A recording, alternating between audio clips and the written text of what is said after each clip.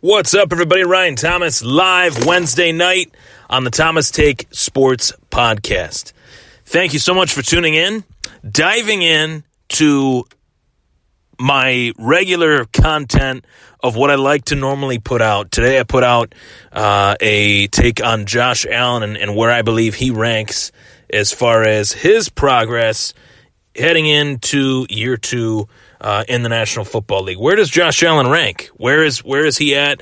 Do I think he's improving?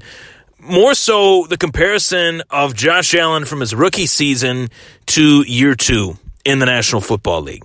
I dive into that and much, much more. You can tune into that latest episode of the Thomas Take Sports Podcast on Apple Podcasts, Spotify, YouTube, and anywhere you can find a podcast. It's out there. You just got to search the Thomas Take Sports Podcast. So, that being said, the National Football League, my, obviously, obsession within this time of year, they put out a list of teams that are really the network did, NFL Network. They put out a list of the greatest teams in NFL history.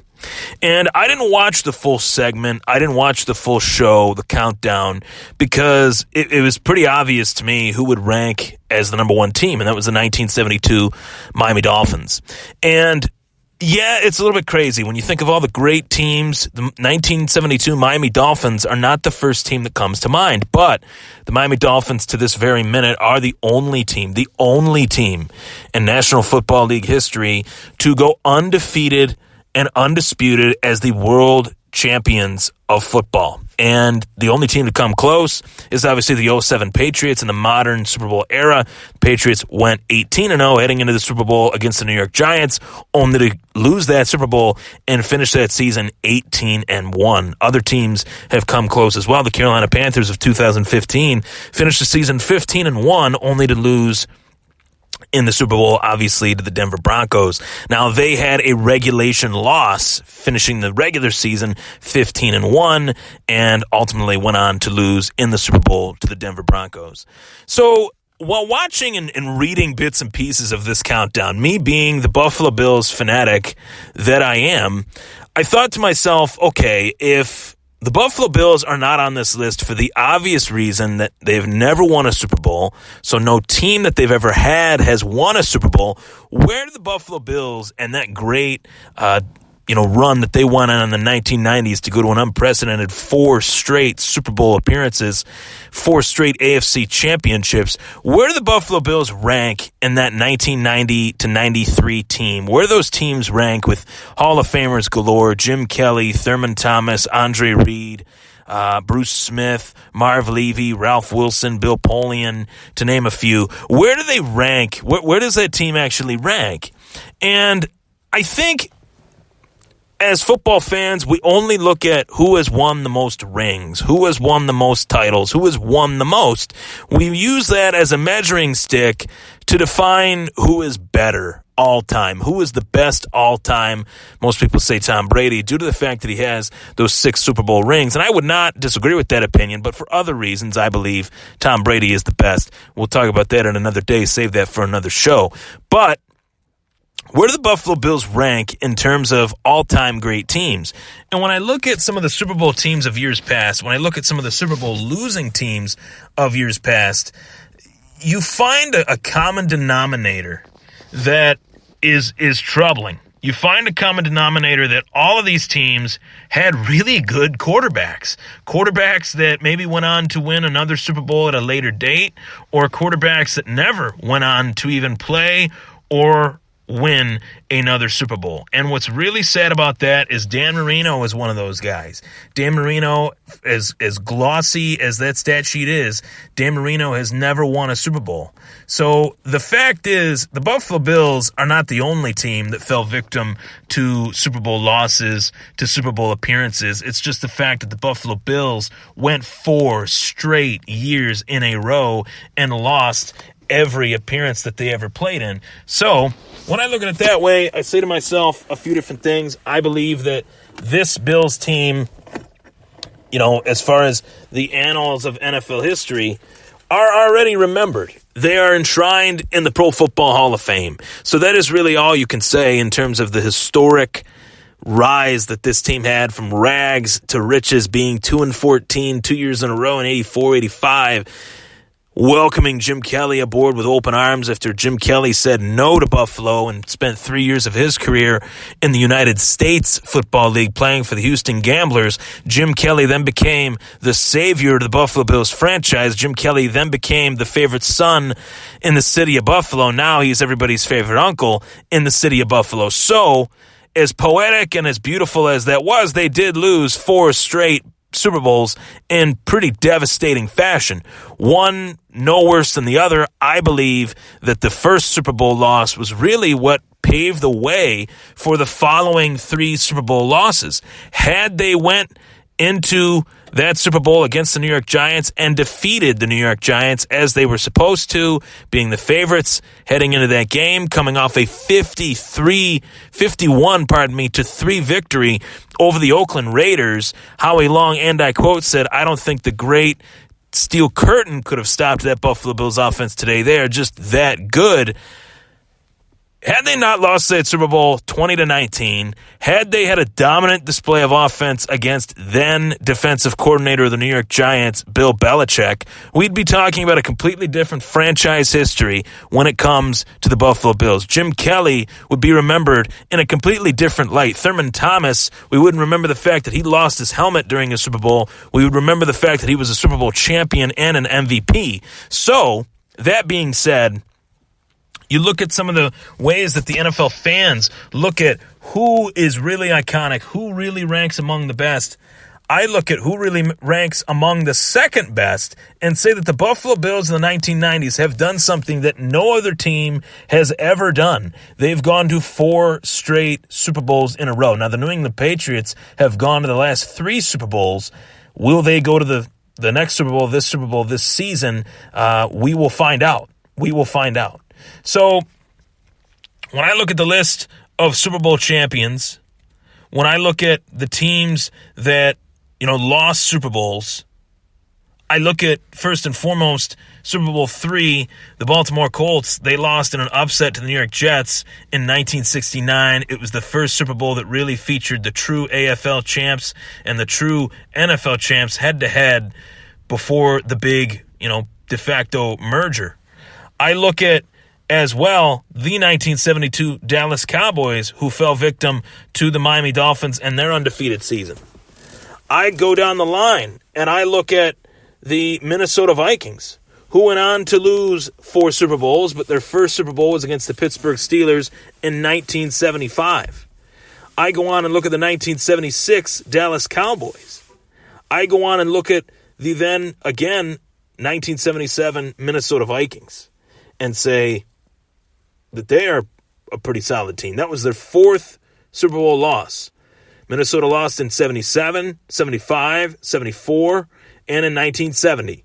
So the Minnesota Vikings, their franchise history, in comparison to the Buffalo Bills, their franchise history is looked at completely differently right now for the same reason in a way that Buffalo's is. They both lost 4 Super Bowls, albeit Buffalo lost 4 straight.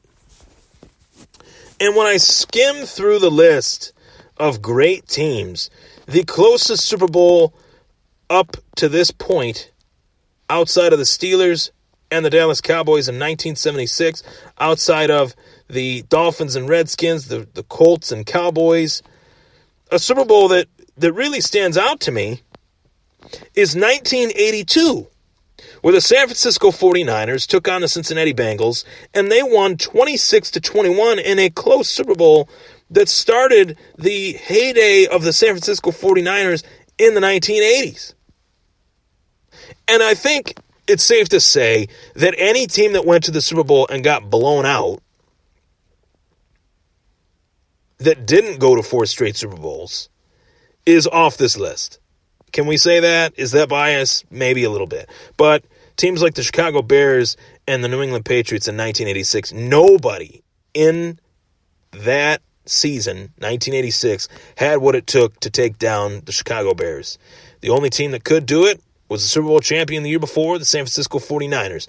And Chicago ran roughshod over the National Football League. That defense in 1985 is, for my money, still to this day, the greatest defense that ever stepped onto the gridiron. Mike Singletary. Wow, what a great player. Somebody that I really admire. The New York Giants beating the Denver Broncos 39-20. This was John Elway's bursting onto the scene season beyond the it was his rookie season in 1986. Or I'm sorry, not his rookie season. It was his fourth season, 1986, but his first Super Bowl, I meant to say. And he loses this one 39-20. He goes back a second year in a row in 1988 and gets pounded by the Washington Redskins and Doug Williams 42-10. The Broncos then go back to the Super Bowl in the 1989 season and lose 55-10. So up until this point, you didn't have a team in the AFC that really, truly contended the way that Buffalo did. And in 1990, as I said, it was Buffalo's first Super Bowl appearance ever. They lose 20-19 to the New York Giants. Scott Norwood goes wide right. 1991, they lose to the Washington Redskins in a game that got away from them 37-24. They get pounded by arguably one of the greatest teams to ever step out on the field in the 1992 and 1993 Dallas Cowboys. So I ask this question as well. Were the Buffalo Bills a victim of their own era? Were the Buffalo Bills playing in any other era? With this 1990s team, had they played in any other decade against any other four teams, especially Dallas, would they have won a Super Bowl? Woulda, coulda, shoulda, we'll never know. But when I look at who is the greatest Super Bowl losing team ever, when I look at who belongs as one of the greatest teams of all time that didn't win anything as far as the Super Bowl goes, how are the Buffalo Bills not number one? And if I put a team list and rank these teams as some of the greatest teams of all time, how do the Buffalo Bills not get thrown into that mix only due to the fact that they lost 4 straight Super Bowls? I get it, they lost 4 straight Super Bowls, but in NFL history, there has never been an offense that burst onto the scene like Buffalo's in the early 1990s. There just hasn't been. There hasn't been before that. There hasn't been since then. So there you have it. As far as where they rank in an actual ranking, I mean, take your pick. I think they belong as a top 15 team in NFL history, top 12 team in NFL history. If you want to put some Super Bowl winners ahead of them, you could even throw in the Minnesota Vikings as a great team. The fact that they went to 4 Super Bowl appearances in one singular decade is enough to say that they are one of the better teams in recent memory. And I think because of the fact that Buffalo lost those 4 straight Super Bowls, people look at this as, oh, it is what it is. They're losers. They're failures. Well, nobody has done what they have done. Nobody's gone to 4 straight. Nobody's gone to 4 straight and lost. Nobody's gone to 4 straight. So there you have it. There you have it. The New England Patriots went in 2017. They beat the Atlanta Falcons. They then lost to the Philadelphia Eagles the following season. They then won against the LA Rams. So will the New England Patriots tie the Buffalo Bills for their 4th consecutive Super Bowl appearance on February 2nd, 2020? Honest, and I'm not saying this, I don't think they will. And that is a testament to how deep and how good those teams were. Granted, one facet of the 1990s that does not get thrown out there enough is that they did not, at that point, have free agency. So if you were drafted to your team, you were loyal to your team. You wore your team's colors for 5 to 10, 15 years. Beyond that, 1995, 1996, Reggie White, being the high-profile free agent that he was, going from Philly to Green Bay, that is really what has changed football in so many different ways. I'm Ryan Thomas. That was the Thomas Take. Where do the 1990s Buffalo Bills rank among the best teams of all time? In my opinion, they're the greatest Super Bowl losing team of all time. What I mean by that is talent. Out of any team, they're the best team to never win a Super Bowl.